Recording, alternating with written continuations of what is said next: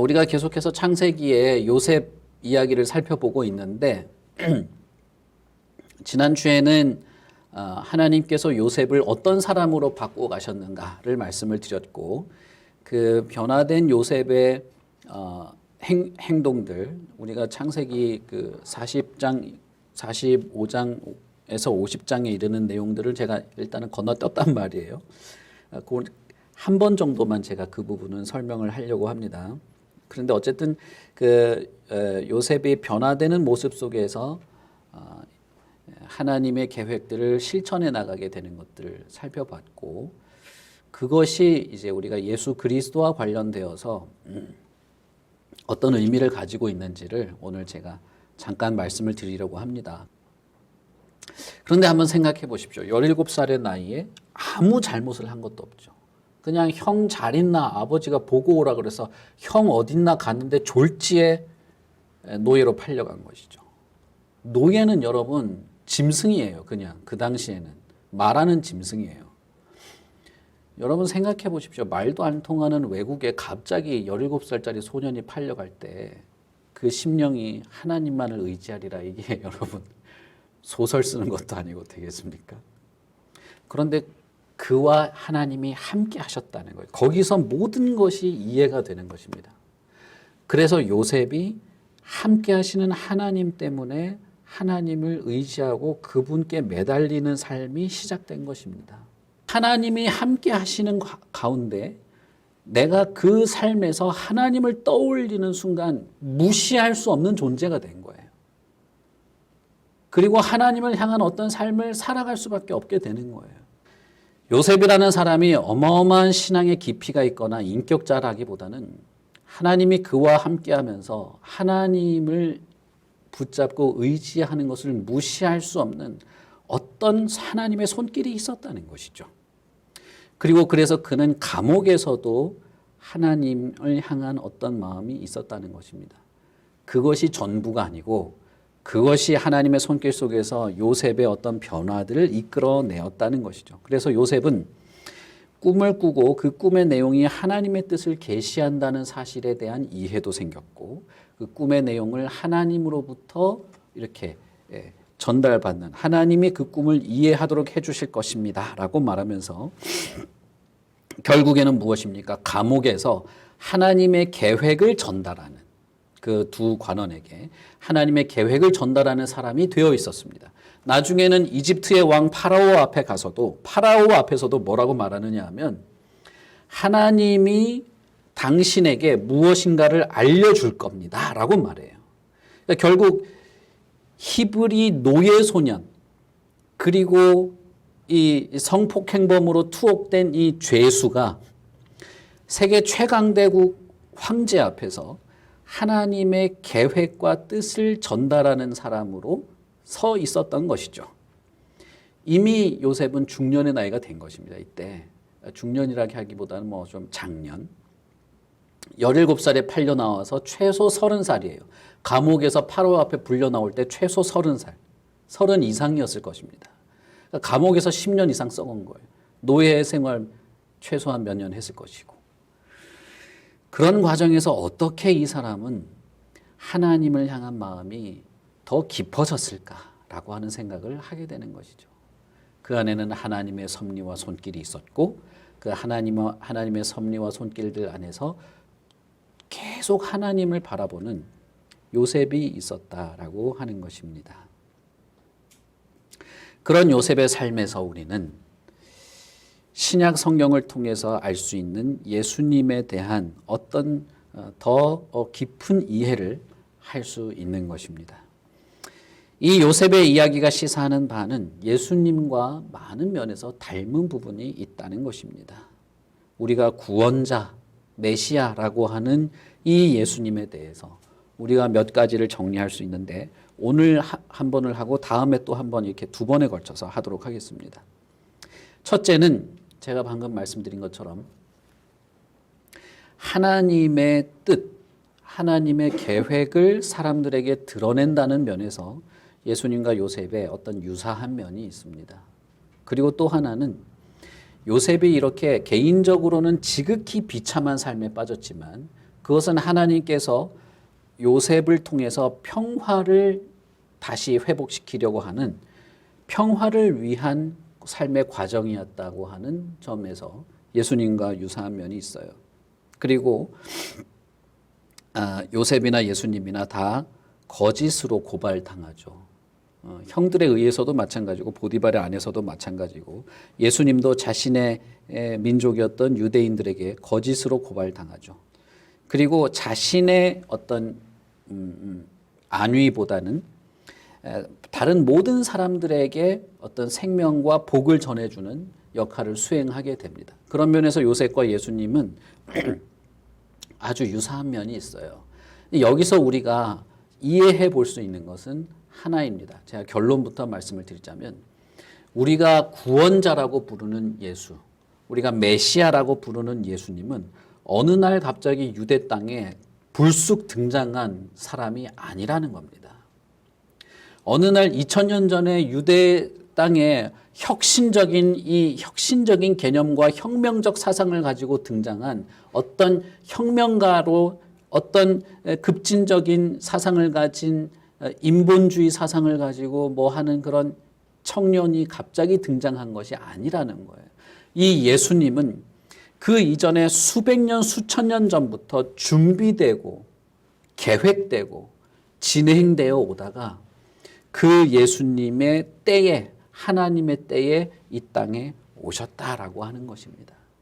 그런 면에서 요셉은 어떤 사람이냐? 요셉의 이런 일생은 그의 삶이 개인적으로 윤리적으로 우리에게 전달해 주는 메시지도 있습니다만은 예수님과 관련되어서 이러이러한 모습을 가진 구원자가 준비되고 있고 이 구원자가 나타났을 때 요셉이든 누구든 이런 삶에 비추어서 이 사람이야말로 구원자이구나라고 하는 것을 이해할 수 있도록 하나의 준비 단계로 요셉의 삶이 진행되었다는 거예요. 그런 면에서 여러분 우리가 예수님에 대해서 어떻게 이해를 해야 되느냐 하면 수백 년 전에 수천 년 전에 애굽이라고 하는 이집트라고 하는 땅에서 일어났던 이런 사건들을 통해서 예수 그리스도가 어떤 분으로 우리에게 오실 것인지를 준비 단계로 예고편으로 우리에게 보여주고 있고 예수님이야말로 그 과정 속에서 우리에게 구원자로 오실 것이 역사 속에서 계속 인류의 역사 속에서 준비되어 오다가 가장 정확한 하나님의 때에 그렇게 오신 예수님이라는 것입니다. 그러면 이 일을 준비하시고 그리고 하나님의 때가 이르러 오신 그 예수님의 입장에서 본다면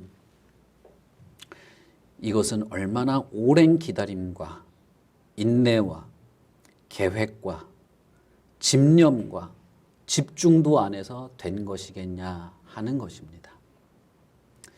제가 무슨 말씀을 드리려고 하시는지 아시겠습니까? 여러분, 저 같은 사람이 겨우 대학교 2학년 때 나에게 벌어진 어떤 그런 비극적인 사건들, 그것 때문에 하나님에 대해서 내가 기독교에 속았다, 목사에게 속았다, 신은 없다, 그런 내 개인적인 어떤 그런 불행과 어떤 그 억울함에 그런 것이 있다 할지라도 하나님께서 저와 여러분을 향한 집념과 그 인내는 어마어마한 것이에요. 우리의 개인적인 삶에서 벌어지는 어떤 불행이나 어떤 그런 비극적인 상황은 사실은 하나님께서 저와 여러분을 향한 집념에 비추어 본다면 어째서 나에게 이런 일이 벌어질 수 있지? 왜 내 삶이 이렇게 됐지? 왜 내가 하나님을 믿는다고 하고 왜 나는 열심히 살고 왜 나는 개인적으로 이렇게 하고 있는데도 왜 나의 삶이 이렇게 비참하지? 라고 말하는 것에 훨씬 더 깊고 높은 차원에서 하나님의 오랜 계획과 하나님의 인내가 그 뒤에는 있다는 것입니다. 우리는 겨우 몇십 년을 사는 사람들이에요. 그래서 사실 알 수가 없습니다. 하나님의 계획하심과 뜻이라고 하는 것에 대해서 다 설명할 수 없어요. 이런 이야기를 하면 사람들이요, 기독교인들을 매우 뭐랄까요, 비난한다고 해야 될까요? 요즘에는 비난도 아니라 아주 불쌍하게 여기죠. 불쌍하게 여기고. 하나님의 뜻이다, 하나님의 계획이다라고 말하면, 야, 네가 그렇게 비참하게 된 것도 하나님의 계획이고, 사람들이 저렇게 억울하게 몰살당하는 것도 하나님의 뜻이고 계획이고, 무슨 그런 하나님이 있냐고 그렇게 말하죠. 우리가 다 설명하기는 어렵습니다. 뭐라고 우리가 이 살아가는 삶의 현상 속에서 뭐라고 말씀드리긴 참 어려워요. 제가 전에 있던 교회에서 매맞는 아내에게 당신이 그런 결혼 속에서 남편한테 얻어맞아서 뼈가 부러지고 하는 것이 하나님의 계획 속에 있는 것입니다라고 어떻게 말하겠습니까? 그거 어떻게 납득시킬 수 있겠습니까? 그건 사실 공허할 수밖에 없어요. 그러나 분명한 것은 무엇이냐?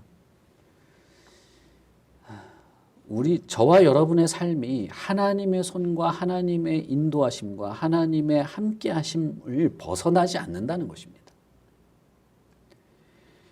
이 수백 년의 시간, 수천 년의 시간, 천 몇백 년의 시간 속에서 준비되고 계획되고 그런 어설픈 삶의 그 역동 속에서 요셉 같은 사람이 겨우 이런 모습을 보여주면서 어떤 구원자에 대한 인상들을 남겨놓는 이것들을 생각해 볼 때 그 모든 것을 준비하고 계획하시고 진행하신 하나님을 생각해 볼 때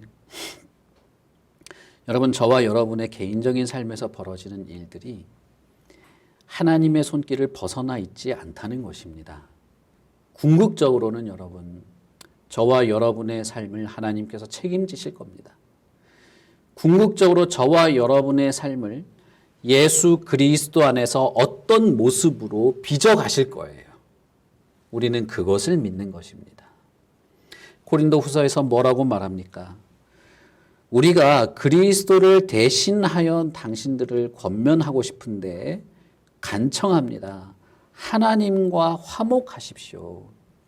하나님이 죄를 알지도 못하신 이를 우리 대신 죄로 삼으신 것은, 그를 그렇게 억울하게 비참하게 죽게 하신 것은 우리들이 하나님과 의로운 관계가 되도록 하기 위해서입니다. 라고 말하죠. 요셉은 겨우 자기 형제들, 아버지의 가족들이 다시 화목하게 되는 것 정도를 보여준 것이에요. 그러나 이후에 준비된 예수 그리스도는 그 정도가 아니라 저와 여러분이 하나님과 화목하고 하나님의 의가 되도록 하는 훨씬 더 놀라운 일들을 준비하고 그것을 이루시기 위해서 오신 것입니다. 그렇기 때문에 요셉의 삶이 예수님과 닮았다, 그건 사실 그렇게 중요한 것이 아닙니다. 더 중요한 것은 무엇이냐 하면 이러한 요셉의 삶을 통해서 우리는 예수 그리스도가 어느 날 갑자기 역사 속에서 번쩍하고 드러난 분이 아니라 인간의 역사 그 모든 그 유구한 세월 속에서 예수님이 준비되신 분이라고 하는 것을 이해하는 것이 중요한 거예요. 수백 년, 수천 년을 기다려서 드디어 자신의 시간에 이 땅에 오신 분이 자신이 하고자 하시는 일, 우리를 변화시키고 우리를 하나님과 화목해 하고 하나님의 의로서 하나님과 의로운 관계로 지내도록 하려고 하는 그 일을 포기하시겠냐는 것입니다. 그렇게 하려고 한 가족을 변화시키려고 누군가를 노예로 누군가를 죄수로 하면서 하나님의 뜻을 이루시는 것을 보여주실 때 우리는 예수 그리스도께서 자신의 목숨을 버리시면서 우리를 변화시켜서 하나님과 의로운 관계로 만들어 가시려고 한다는 것에 깊은 인상을 받습니다. 그리고 그것이 결코 실패하지 않을 것이라는 것을 우리는 아는 거예요.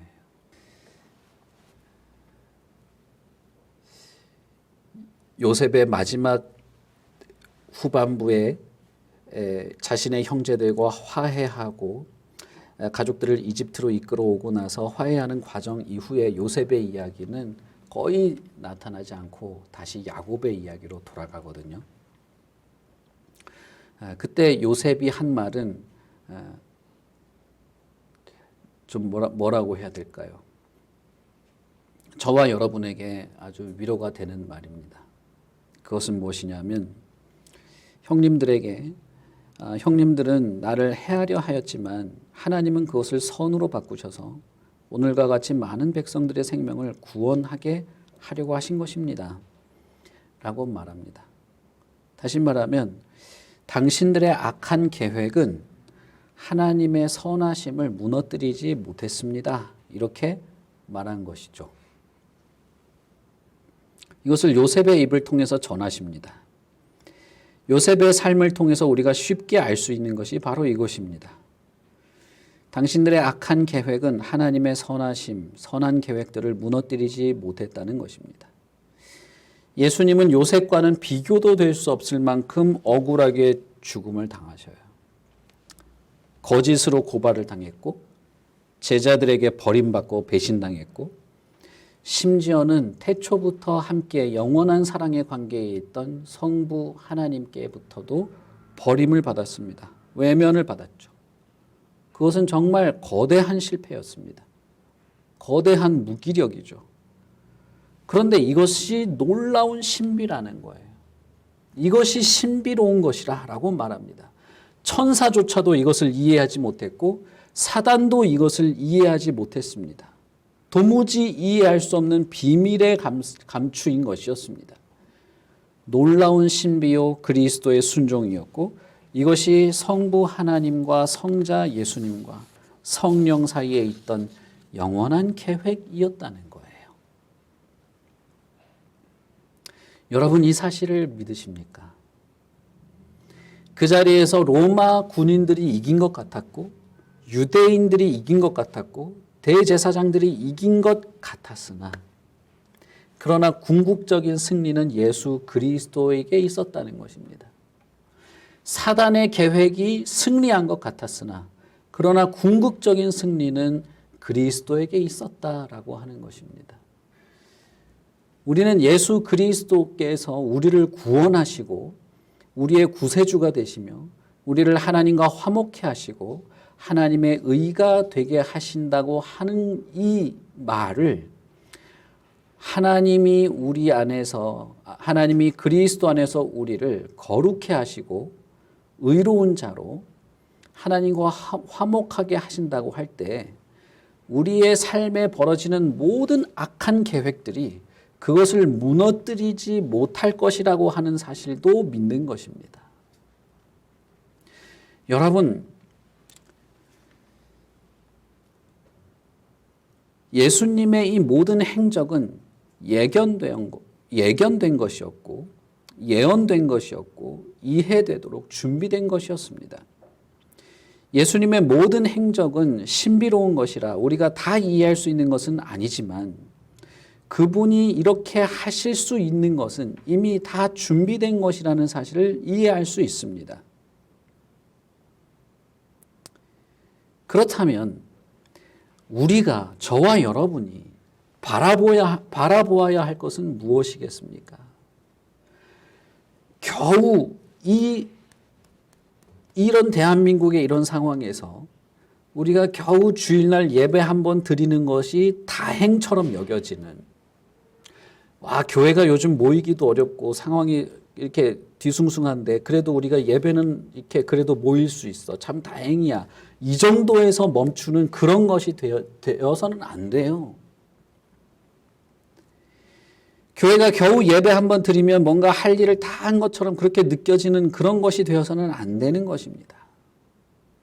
우리는 그리스도 안에서 하나님의 거룩한 백성이요 하나님과 화목하고 거룩한 하나님의 자녀로 살아가는 일들이 확실히 보장된 그리스도의 승리가 확실히 보장된 자로 언제나 교회로 언제나 하나님의 성도로 그렇게 살아야 되는 것입니다.